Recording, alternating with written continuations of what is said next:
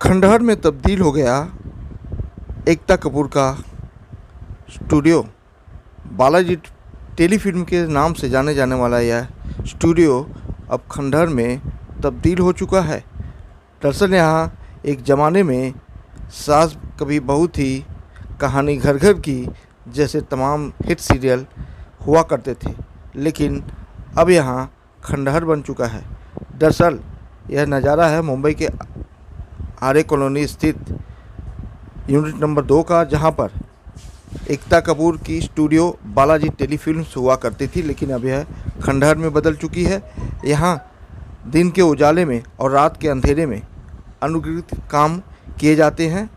हालांकि खुलेआम यहां तमाम तरह के गलत कारनामे सुनाई देते हैं और दिखाई देते हैं, लेकिन आर्य प्रशासन है कि समझता ही नहीं।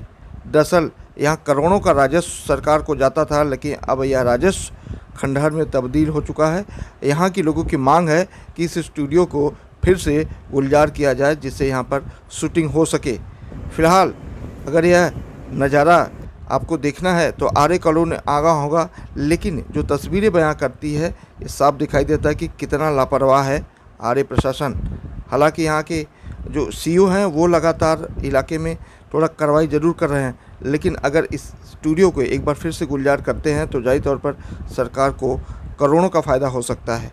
लेकिन आर्य कॉलोनी स्थित इस स्टूडियो पर पुराने पेड़ गिर चुके हैं, उसको उठाने वाला कोई नहीं है। दरवाजे टूट गए हैं, उसे बनाने वाला कोई नहीं है।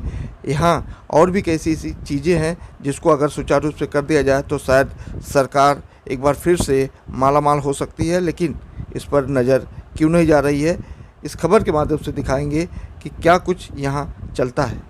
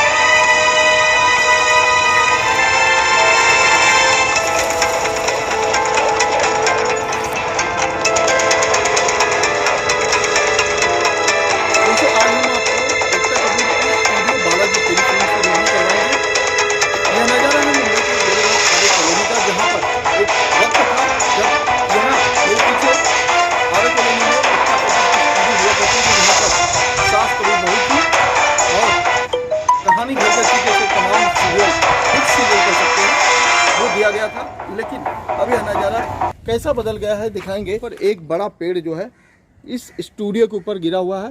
हालांकि यह कब से गिरा यह जानकारी नहीं है, लेकिन जो नज़ारा दिख रहा है इस नज़ारे को देखकर आप अंदाजा लगा सकते हैं कि यहाँ का जो प्रशासन है वह कितना लापरवाह है। लापरवाह इसलिए कर रहे हैं कि एक क्रमबद्ध तरीके से आपको दिखाते हैं कि एकता कपूर की जो स्टूडियो हुआ करता था जिसका नाम था बालाजी टेलीफिल्म्स, यहाँ पर तमाम लोग जो है आया करते थे और यहाँ बड़ी बड़ी जो है सीरियल शूट हुआ करते थे। लेकिन अब यह महज खंडहर के रूप में तब्दील हुआ है। नज़ारा आपको पीछे से भी दिखाएंगे। इसलिए दिखा रहे हैं कि क्योंकि लगातार लोगों के मन में एक जिज्ञासा रहती है कि जब सीरियल चलते थे उस वक्त का नज़ारा कैसा हुआ करता था, और जो शूटिंग होती थी उस वक्त तमाम हीरो हीरोइन जो टीवी सीरियल्स के थे वो यहाँ आते थे और अपनी अपनी अदाकारी से लोगों को मंत्रमुग्ध करते थे। लेकिन यह नज़ारा पीछे से दिखा देते हैं कि बिल्कुल गेट खुला हुआ है और इस स्टूडियो में तमाम तरह के सीरियल शूट होते थे जिसका अभी मैंने जिक्र किया। एक बार अंदर आके भी हम देख लेते हैं कि किस तरह से यहाँ का यह नज़ारा है जहाँ पर स्टूडियो हुआ करती थी और अब यह स्टूडियो बिल्कुल खंडहर में तब्दील हो गया है। एक नज़ारा और दिखाएंगे कि देखिए जो स्टूडियो का अंदर का भाग है वह बिल्कुल टूटा हुआ है। टूटा इसलिए कर रहे हैं कि एक सूखा पेड़ इस स्टूडियो के ऊपर गिरा हुआ है, लेकिन आर्य प्रशासन इस पर ध्यान नहीं दे रहा है। आर्य प्रशासन लगातार तमाम त्वरित कार्रवाइयाँ इस इलाके में कर रहा है, लेकिन इस स्टूडियो का, जहां से करोड़ों का राजस्व सरकार को जाता है, वह राजस्व कहीं कहीं अब खंडहर में तब्दील हो गया है।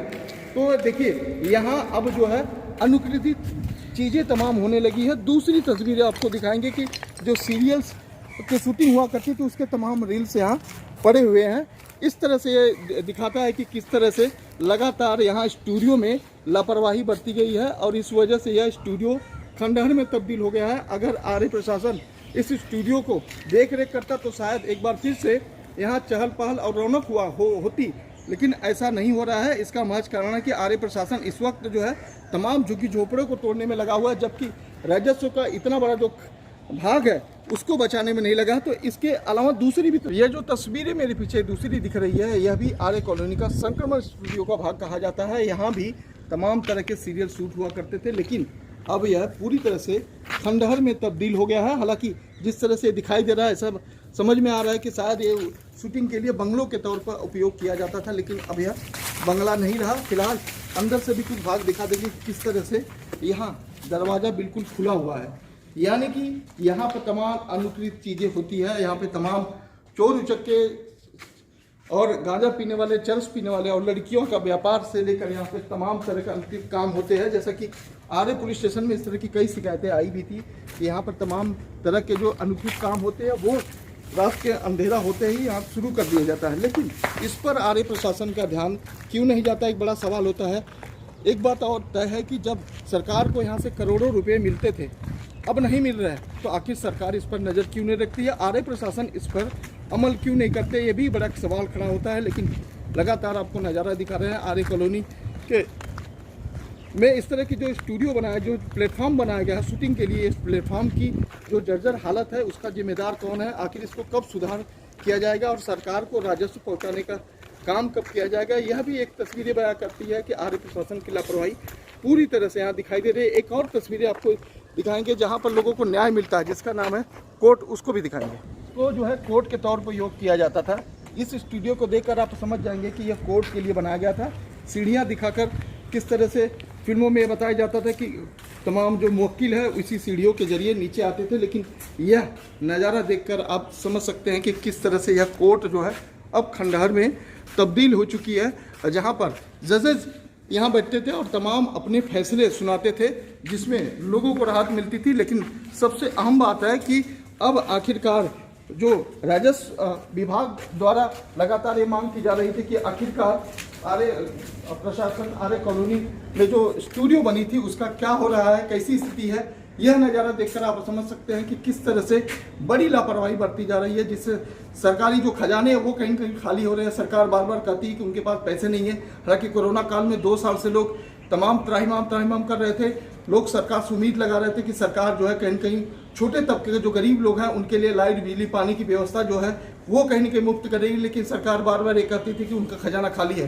क्यों नहीं खाली होगा? क्योंकि यह तस्वीर बयां करती है कि आरए कॉलोनी प्रशासन जो यहाँ के इस वक्त के सीईओ हैं पवार साहब, उनकी भी एक जिम्मेदारी बनती है कि इसको मेंटेन किया जाए और उसको भाड़े पे दिया जाए, जिससे लोग यहाँ आए और शूटिंग करें एक बार फिर से, क्योंकि पास में ही वेस्टर्न एक्सप्रेस हाईवे है। इसके अलावा गोरेगांव फिल्म स्टूडियो, वहाँ भी बड़े बड़े तमाम सेट बनाए गए। सबसे अहम बात, मुंबई के आरए कॉलोनी में भी अनधिकृत तमाम सेट बनाए गए हैं, जहाँ पे लाखों का हेरा फेरी हो रहा है। उस पर भी पवार साहब की शायद नज़र नहीं जाती है, लेकिन पत्रकार लगातार यह शिकायत करते रहे हैं कि इस तरह की चीज़ें हो रही है। अब ऐसे में माना जा रहा है कि यहाँ की जो स्टूडियो खाली पड़ी है उसके पीछे भी पत्रकारों की अहम भूमिका है, क्योंकि कई पत्रकारों ने इसके लिए एक्सटॉर्शन का जरिया बना लिया था। यहाँ पत्रकार आते थे, एक्सटॉर्शन मांगते थे। इस वजह से भी तमाम लोग जो है स्टूडियो खाली करके चले गए, लेकिन अब आने के लिए तैयार नहीं है। लेकिन जो तस्वीरें आपको मैंने दिखाई कि अगर इसी तरह से बारिश के पहले इस तरह से अगर किसी सेट के ऊपर पेड़ गिरते हैं, सूखा पेड़ गिरता है और आरए प्रशासन नहीं उठाता है, तो भी लोगों के लिए एक सवालिया निशान खड़ा होता है, क्योंकि करोड़ों का इसमें नुकसान है। अब ऐसे में आरए प्रशासन इस स्टूडियो को देखकर भी अंदाजा नहीं लगाता है कि आखिरकार क्या कुछ किया जाए। तो कहीं न कहीं आरए प्रशासन की जिम्मेदारी बनती है कि इस पर अमल करें। लेकिन एक बात तो तय है कि सरकार का खजाना खाली इसलिए हो रहा है कि यहाँ की जो प्रशासन है वो कितनी लापरवाह है